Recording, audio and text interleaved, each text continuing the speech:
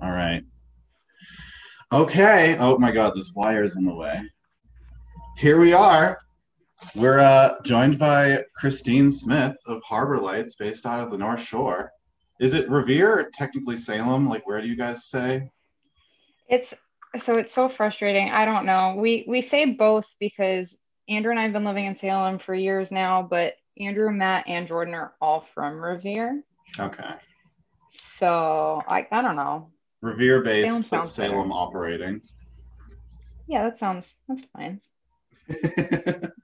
I don't know a better, it's like it's frustrating when you're from like just outside a big city. When we go on tour, we say Boston because Mhm.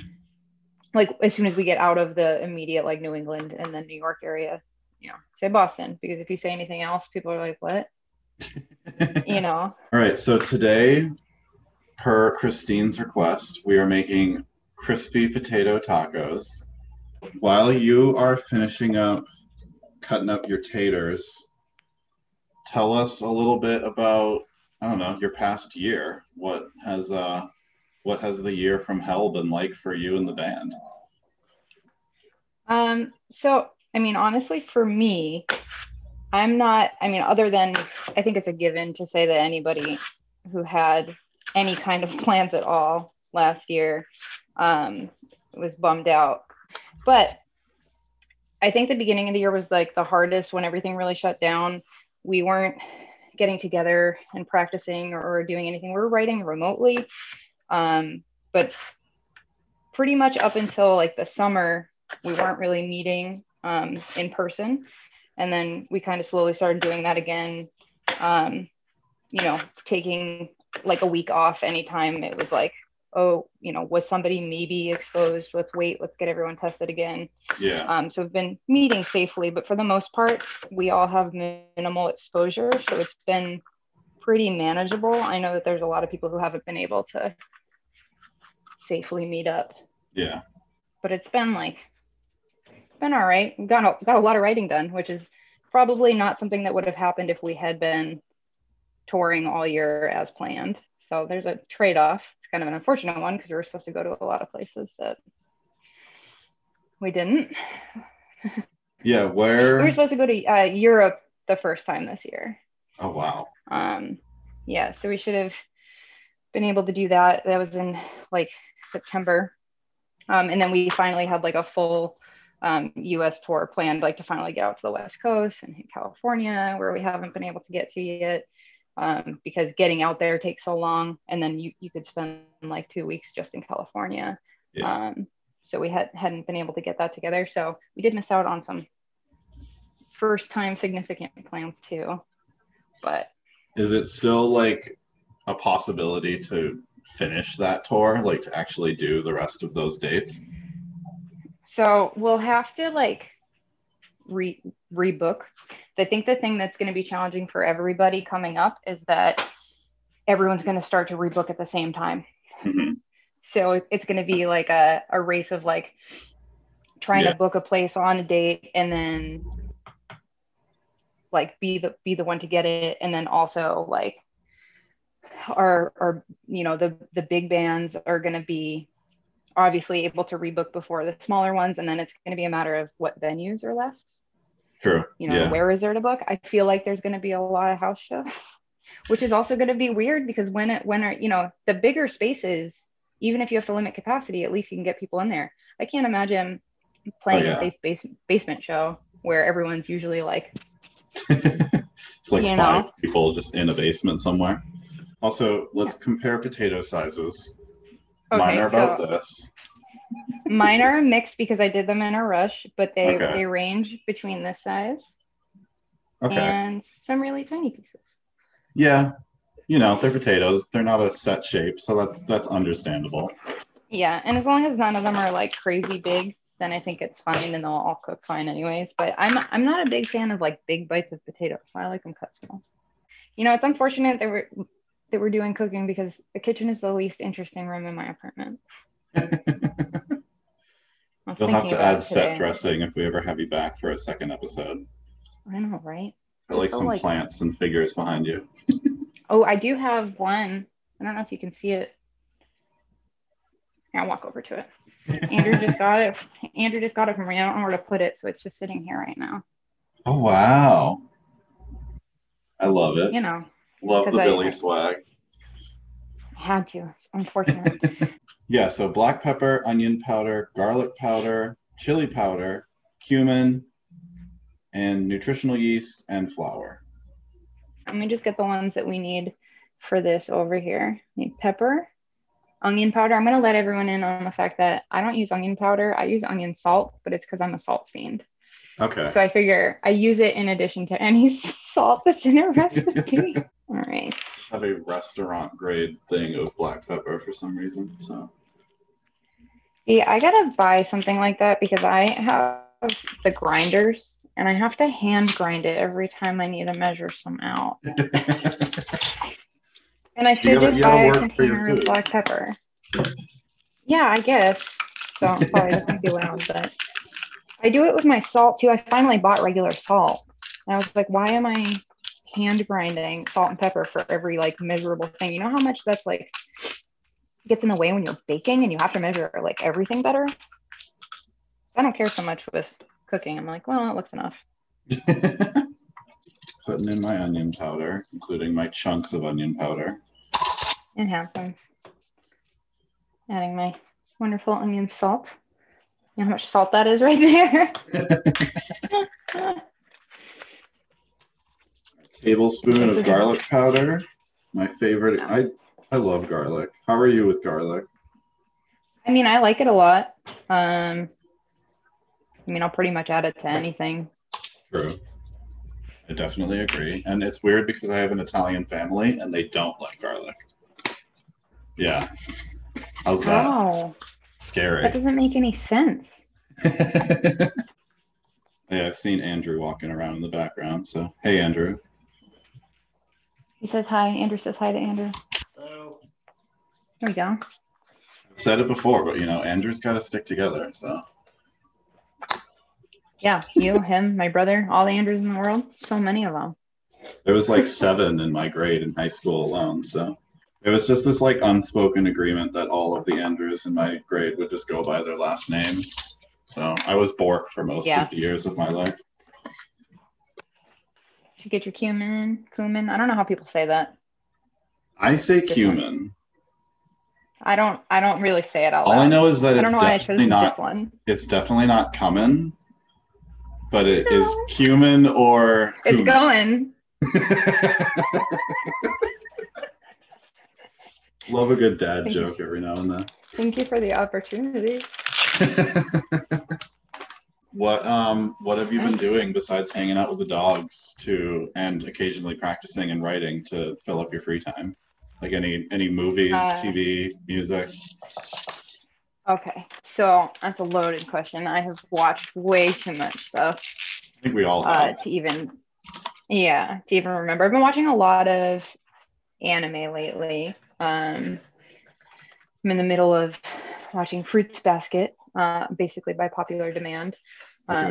Which it's an old anime, but they basically redid the first season and then continued the story. So I've been watching that. It's weird. In the last couple months, I definitely have fallen out of like the new release music loop, as I knew would happen. But a lot of that was just like, work change adjustment.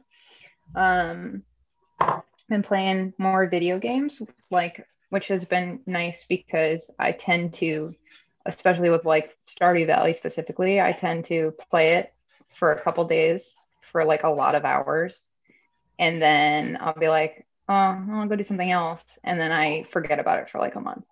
Yeah. So now I'm like regularly playing again. That was me with Animal Crossing for the first few months of quarantine. I just forgot the name of it. But this thing we've been living in for almost a year now. But yeah, I played Animal Crossing probably like nearly constantly for the first few months, and now I'm forgetting about it. And hopefully my neighbors don't hate me. They definitely do, but that's just part of the game. So is that a thing that happens in that game? So I've never played that game. Is it like if you neglect it, they get mad? Oh, definitely. Yeah. Oh, Like, see, that's they yet will another let you reason. know that they feel ignored and unloved. The nice thing about Stardew Valley is that you leave it and you go back and you just pick up where you were and nothing's different. True. You can build relationships with like the like non-player characters, but they don't degrade by not playing. They might degrade if you're playing and not interacting with them, but That's not true. when you're out of the game. I mean, that's probably easily the most controversial part about Animal Crossing is that the time continues even when you're not playing, and it's in real time. So, like, right. If you want to celebrate Christmas, you got to wait until December. Also, with the recipe for the audience, we are moving on from spices to our 2 tablespoons of soy sauce, 2 teaspoons of rice vinegar, and a 1/3 cup of vegetable oil. I think my least favorite part of, and I like making these, I get a little bit stressed sometimes when I make them, but I think my least favorite part is trying to stir everything together with the potatoes. I'm looking at it like I just put in that vegetable oil and I gotta stir it, and I don't want. The first time I made these, I was like, this is a lot of like spices, like quantity wise, like volume wise. Sorry, not like, so there's like 6 different spices, whatever, but there's like a lot of them. Like the fact that there's a tablespoon of garlic powder and a tablespoon of like onion powder, and then 3 tablespoons of nutritional yeast, which is also like pretty flavorful. So this is my first time ever cooking with or consuming nutritional yeast. I was shocked that my local Market Basket even had it. It's hard to find, isn't it? I mean, I've never even looked for it before because I've never had to, but I know it's like a component in a lot of vegan dishes. Yeah. Did you get the disclaimer? I am not vegan. I am fully an omnivore. Yes. Yeah, that's Bob's the one that you can find in like all of the stores. Yeah. I gotta ask, how'd you do finding the miso paste? Because that's always the hardest thing for me to find, unless I'm willing to travel outside my usual range to like Trader Joe's. Yeah, I mean, I had to go to Whole Foods, which I don't normally go to just because of the price point, but I found it there, which was fine.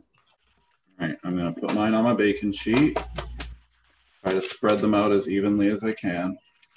So I like borderline don't take the instructions seriously. Like I'll spread them out as best as possible. When it comes to like flipping them later, like let me tell you, the first time I tried to flip them, I was like, I'm going to throw these out. I'm so annoyed. So I usually just kind of give them like a little prod and a shake and hope for the best. Oh, I should at some point, so now give a shout out to Matt, who you also used to work with, for this entire recipe. Ooh, okay. I just made that mushroom po' boy sandwich again that I had at the Grange down in Providence, which Matt also suggested. I almost forgot about that day. Remember the guy in the theater? Who? Who got like removed mid-set? There's always one. Oftentimes more than one, but you know. Yeah. I would take any sort of heckler in a theater right now, though, just to see a show. Like, I would be in a crowd full of hecklers. I don't care. Yeah, I also think so. I would. All right. Putting these babies in the oven. Here we go. This, from where I am, this looks like a pizza. I know it doesn't, but from my tiny little screen of me. Kind of looks like croutons to me, but you know, tiny little potatoes. I usually mix up the dough for the tortillas next. Are you going to do that part? Yeah, definitely. Okay. Yeah, I have like my flour. What is it? Flour, baking powder, salt, coconut oil, warm water, and cumin. Yeah. Got all of it. So I usually do that next because then you can like let it rest while you do everything else. I got my 3 cups of flour pre-measured. Oh, look at you. So prepped. Well, it's also because I'm in another kitchen. Like, I didn't want to film in my kitchen at home because my family like needs to use it. But yeah, so I am using my friend's kitchen. Shout out to Annalise Fosnight. Very nice. My unofficial producer for this show. I'm curious about this one. What is your opinion on the term girl boss? And if someone so okay, you're already making a face, but if someone did refer to you as one, what would your reaction be? So let's be realistic. In a scenario where that's happening, I'm going to be very nice about it at the beginning. That's true. But I probably will be like, why? Like, I won't hesitate to be like, why that? Why are we going with that? I mean, I just don't understand like the gender specificity of it, I guess. Why can't you just be a boss? So I feel like if Andrew can hear me in the other room, he's going to laugh when I say this, but I don't consider myself to be confrontational, but at the same time, I guess if somebody says something that I'm like, why are you saying that? I'll ask, but I won't do it in like excuse me, what did you just say? Part of that is like, it's just not how I've ever spoken.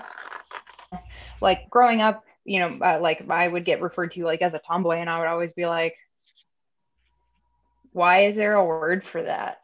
Yeah. Like, why? Like, I get the need to like inherent need to like put everything in a category and make it make sense and like use descriptors. Like, that's why things exist. But it just, at some point, you got to be like, are we overdoing it? Yeah.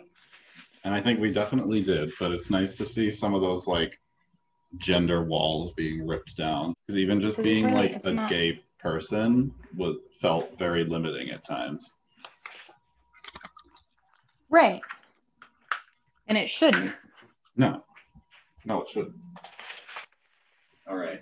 Are you actually using a food processor for this too?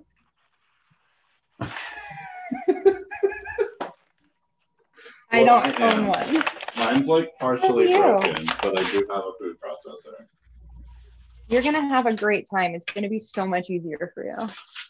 It's not an appliance that everyone really needs. Right. But like it does help if you find yourself cooking a lot of your own food often. Right. Which I mean is something that people should do, but like a lot of people just don't have the time, which is understandable. For me, that's the biggest thing. I like to cook. I don't do it like realistically, like actually cook like this kind of recipe. I don't do it that often. Yeah. And it's mostly because of time. That's something I was doing when everything first shut down. That's something I did a lot of, was cooking different recipes and everything, but kind of back to like, there's no time. It is something, unfortunately, that like a lot of people just don't have the time or the means to like do themselves. Right. Which is why we see a lot of like meal prep kits and like meal delivery services getting really popular. All right, so I'm measuring out my cup of warm water. Great. I have everything in my food processor ready to blitz. All right, I'm pulsing my ingredients in my food processor.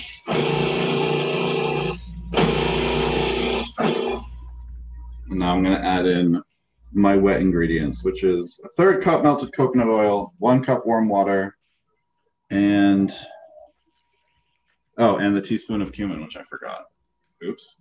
Meanwhile, you and your fancy food processor, and I'm over here mixing it almost by hand. Like, it'll get there. It's fine. And in a bowl that's too small. Oh well. All right. I'm going to say that's mixed up. This one's hard. I haven't fully decided on this one yet, but Mary Kill, Lucy Dacus, Phoebe Bridgers, and Julian Baker. The ladies of Boy Genius. I have to say real quick that this is like the meanest thing because one of them has to be killed. To be honest, I don't think I have to think too hard about this. In the order that you asked, Lucy Dacus, Julian Baker, Phoebe Bridgers. So you would kill Phoebe? No, I did it wrong. No, I wouldn't kill her. Okay. Phoebe Bridgers, Julian Baker, Lucy Dacus. I did it backwards. Gotta marry Julian. My idea behind it was I would marry Lucy because she seems the most like, I don't know. She's But who are like you gonna very kill? romantic, very warm spirited. I feel like that would be a great marriage to have. I guess Julian, and then my idea behind killing Phoebe is that she could probably just come back to life. She's already Oh like boy. she's already this like skeleton queen. So I feel like the possibility of her just like resurrecting is already there. What if she didn't? I know. Oh, that's why this is incredibly difficult, but I felt like it was necessary to explore the ideas behind. Yeah. I mean, there's like maybe slight competition in my head for who gets married, but really I think we know the answer.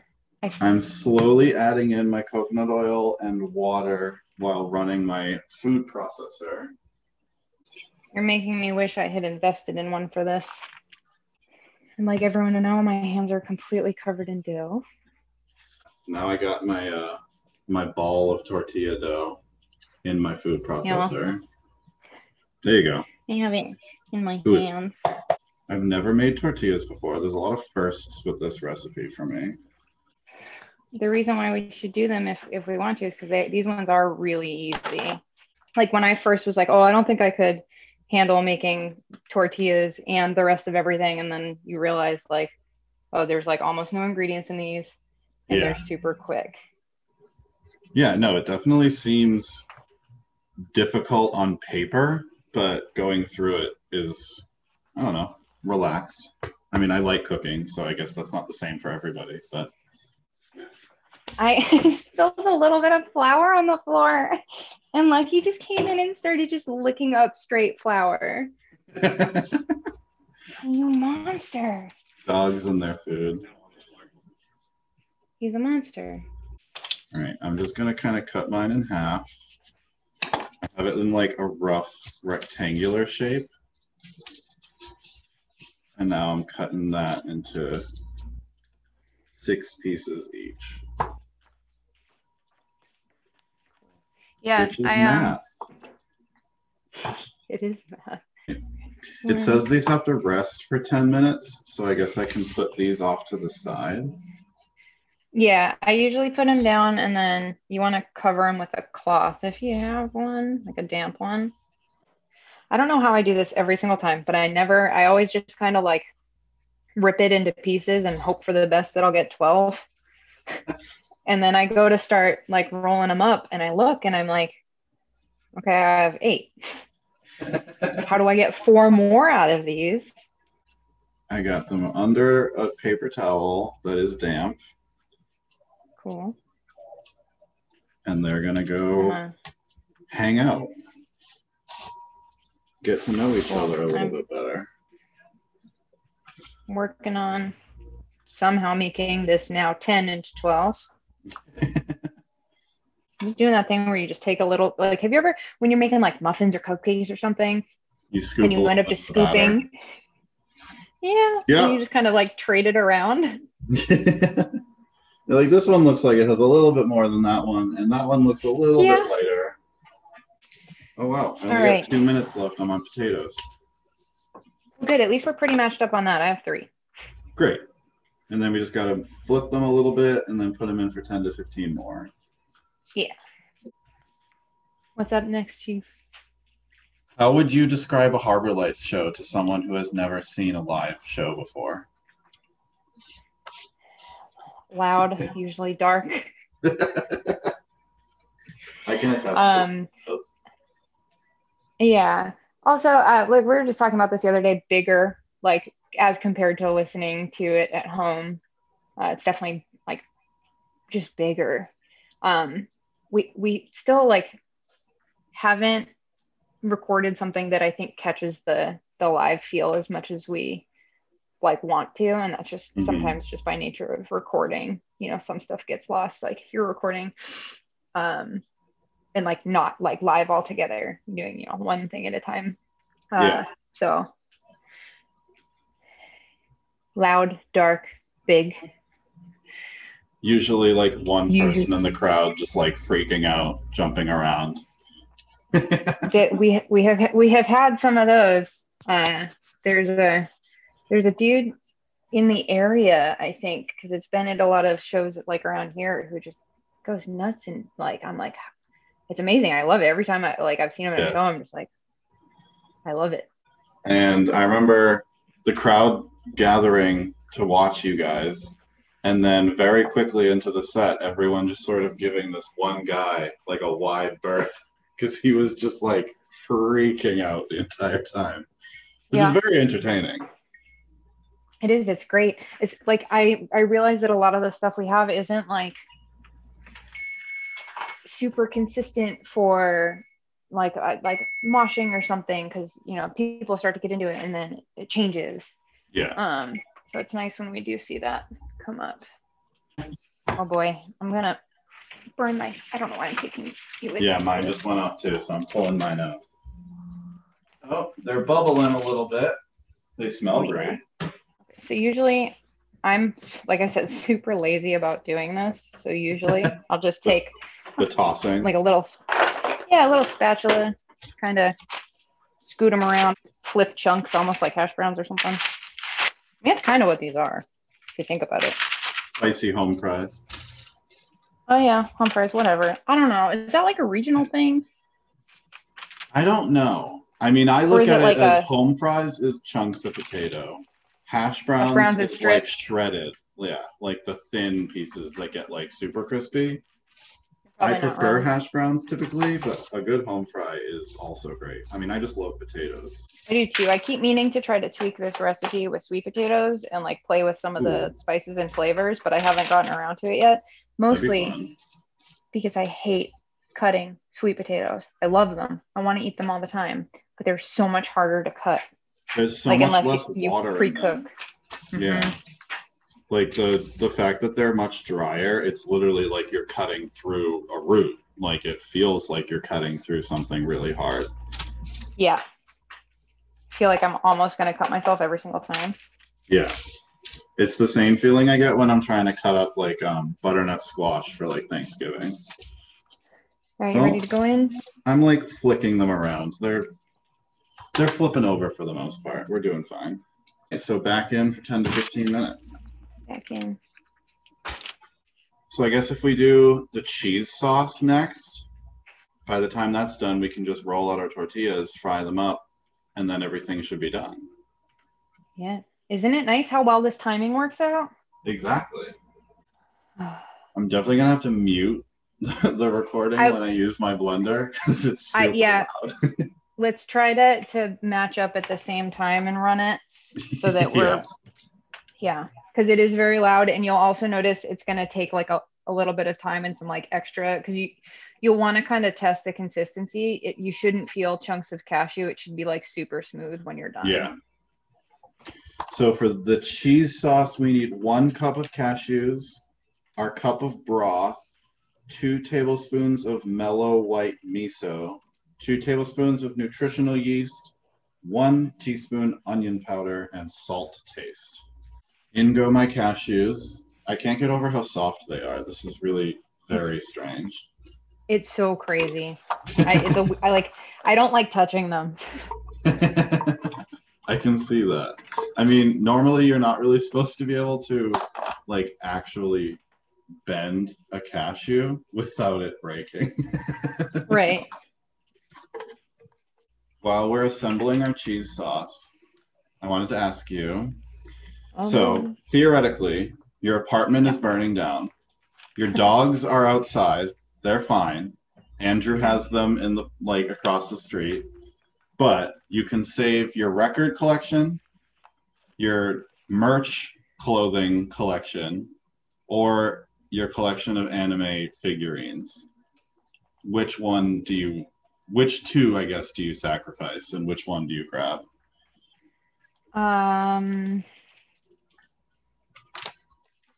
gonna say I'd have to go with saving the records. Okay.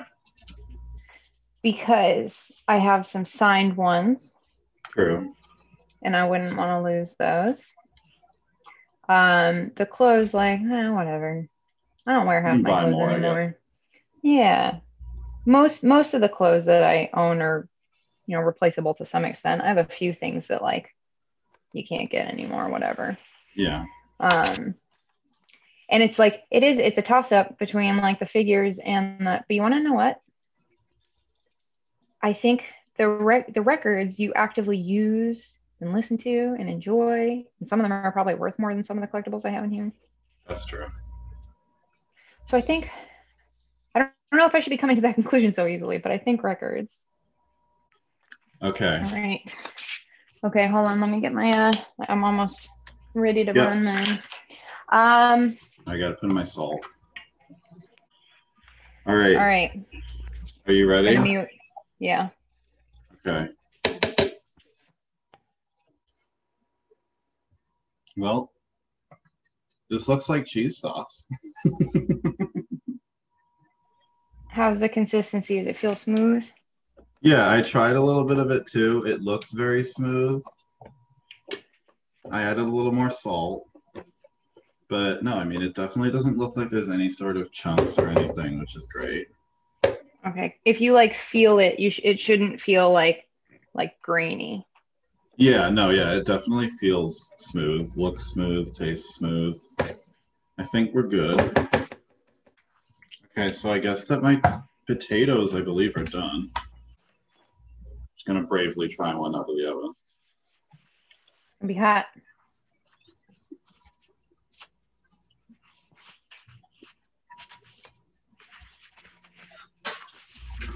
All right, what's your reaction? I can't tell. Yeah, I like them. Put on a little bit more salt. They look good. Some of them are crispy. Some of them are a little bit less so, but that's okay. Yeah, I mean, there is like I said, a lot of liquid in there, but they're still, and after they sit out from the oven for a little bit, I feel like they also crisp up a little more. And the tortillas are super easy because you don't have to put anything in the pan.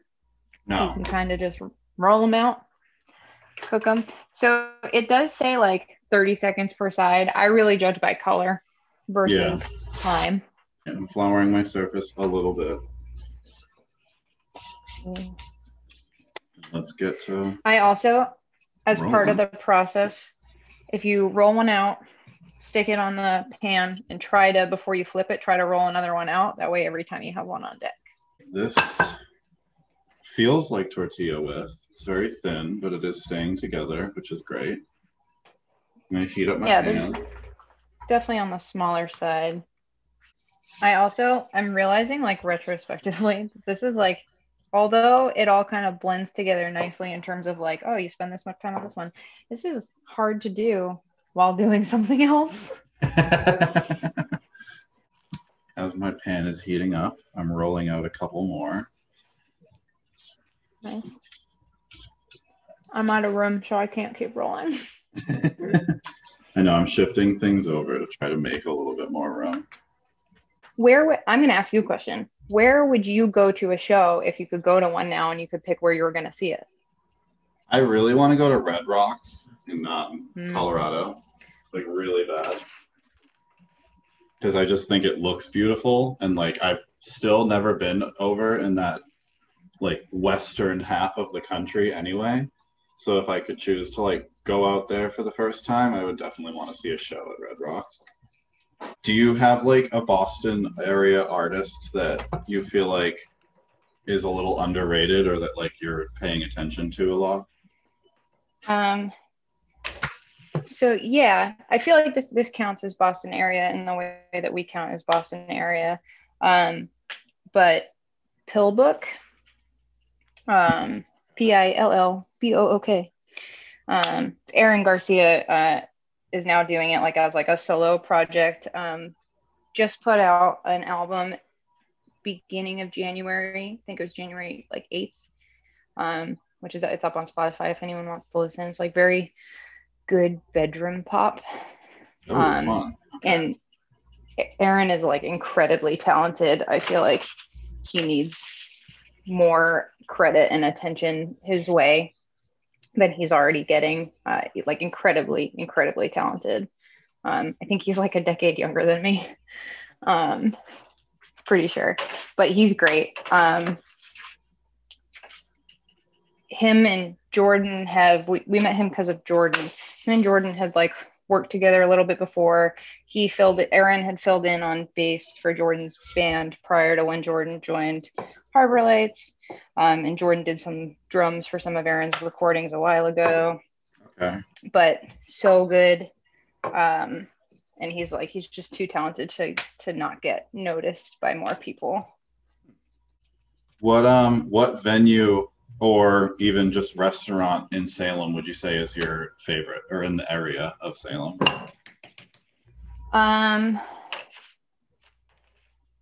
That's tough.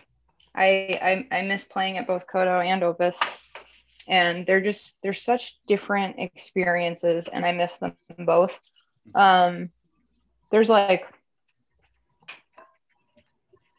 I feel like Kodo because yeah, the experience is so unique in there. It's like just half restaurant, half bar, half in the case of seeing your shows, like hard rock venue. Right. And I think for me, like because I love playing at both of those places, and for anyone who doesn't know, they're right across the street from each other. Yeah. But I think it's just down to like the shape of like the room. When it gets packed at Kodo, you can get a lot of people like up near the front, whereas Opus Underground kind of funnels everybody back towards the bar. True. So just layout wise, I feel like, I mean, when Kodo is not full of people versus when it is full of people, it's like an entirely different place. It feels like you're in an entirely different building, space, whatever. Yeah, absolutely. It's like almost surprising what it feels like when it gets packed in there. I miss it. I used to play shows there. I used to go to karaoke there. What a wild difference between this time last year and this time now. Because last year I was working 3 jobs, going to karaoke like 3-4 nights a week. And now I work 1 job in the other room and I sit on the couch with my dogs. See if I can pick this up if it's too hot. I'm gonna do my onion now. I think it looks like pancakes.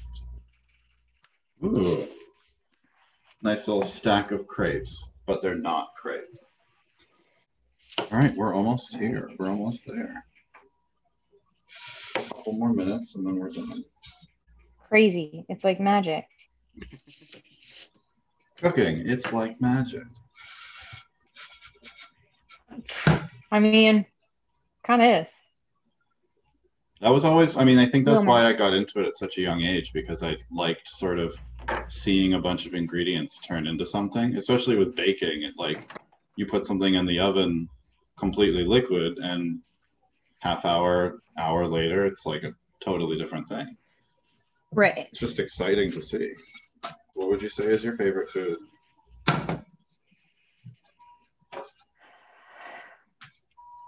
Again, hard because it really depends on my mood. True. And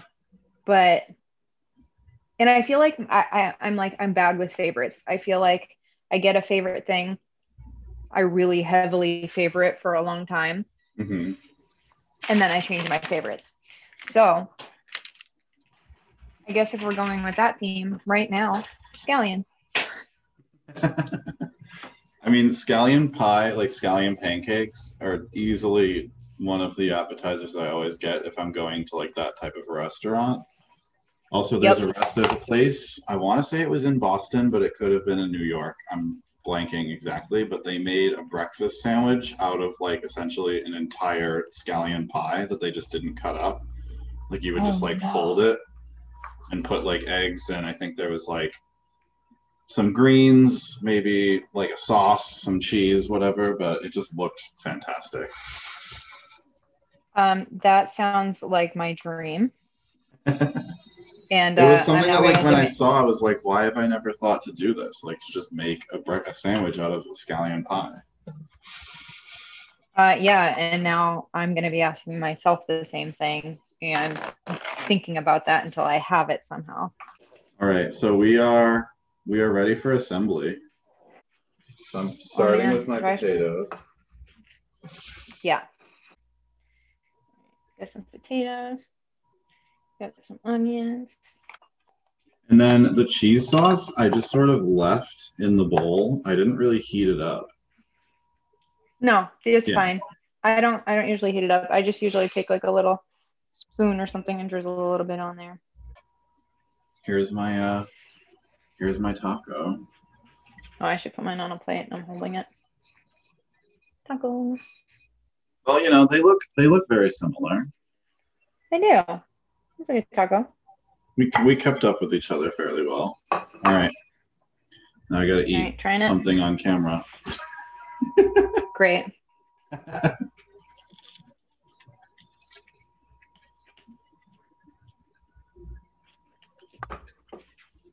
Yeah. Is it a win from you?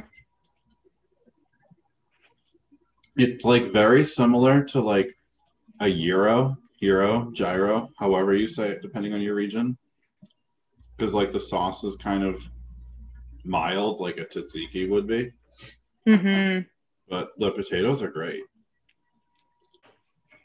Good. I'm glad. Worth it. Yeah, no, this is great. Oh.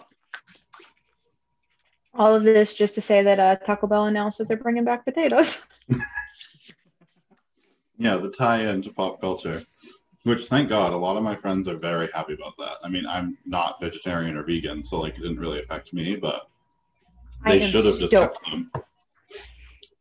They should have kept them. I understand what they were trying to do to try to streamline a menu and make it make sense and everything, but I was so disappointed. And I don't eat Taco Bell like a ton, but I can't tell you the last tour that we went on, which by the way, what day is today? Today the 4th. We're a couple days away from the last show that we played.